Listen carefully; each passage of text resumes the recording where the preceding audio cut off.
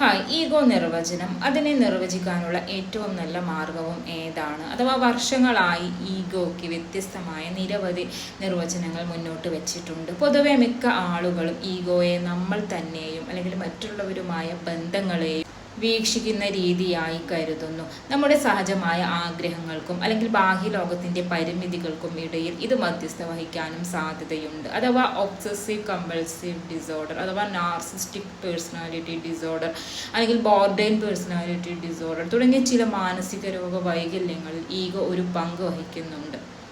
ഈഗോയുടെ നിർവചനം മനസ്സിലാക്കേണ്ടതിൻ്റെ പ്രാധാന്യം എന്താണ്? അഥവാ ഈഗോയുടെ നിർവചനം മനസ്സിലാക്കുന്നത് പല കാരണങ്ങളും നമ്മെ സഹായകരമാകും. ഒന്നാമതായി, നമ്മൾ നമ്മളെ എങ്ങനെ കാണുന്നുവെന്നും അല്ലെങ്കിൽ മറ്റുള്ളവരുമായുള്ള നമ്മുടെ ബന്ധങ്ങളെ എങ്ങനെ കാണുന്നുവെന്നും മനസ്സിലാക്കുന്നതിൽ ഈഗോ എന്ന ആശയം ഒരു പ്രധാന പങ്ക് വഹിക്കുന്നുണ്ടെന്ന് കരുതപ്പെടുന്നു. അഥവാ ഈഗോയ്ക്ക് നമ്മുടെ സ്വയം ഐഡന്റിറ്റിയും ആത്മാഭിമാനവും രൂപപ്പെടുത്താൻ കഴിയും. ഇത് നമ്മുടെ പെരുമാറ്റത്തെയും മറ്റുള്ളവരുമായ ഇടപെടലുകളെയും സ്വാധീനിക്കുന്നു.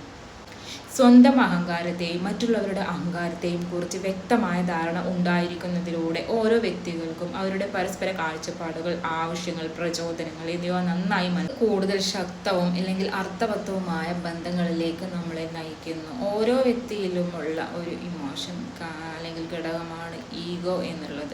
ആ ഈഗോയെ മനസ്സിലാക്കുന്നുണ്ടെങ്കിൽ, അതിനെ നമുക്ക് തിരുത്താൻ കഴിയുന്നുണ്ടെങ്കിൽ, അതിനെ നമുക്കൊരു തെറാപ്പിസ്റ്റിൻ്റെ സഹായം കൂടിയേ തീരൂ. അപ്പോൾ ആ ഈഗോയെ നമുക്ക് മറികടക്കാൻ ഒരു തെറാപ്പിസ്റ്റിനെ നിങ്ങൾക്ക് കണ്ട് അതിന് വേണ്ടിയിട്ടുള്ള തെറാപ്പി ട്രീറ്റ്മെൻറ്റ് നിങ്ങൾക്ക് ചെയ്യാവുന്നതാണ്. Okay, thank you.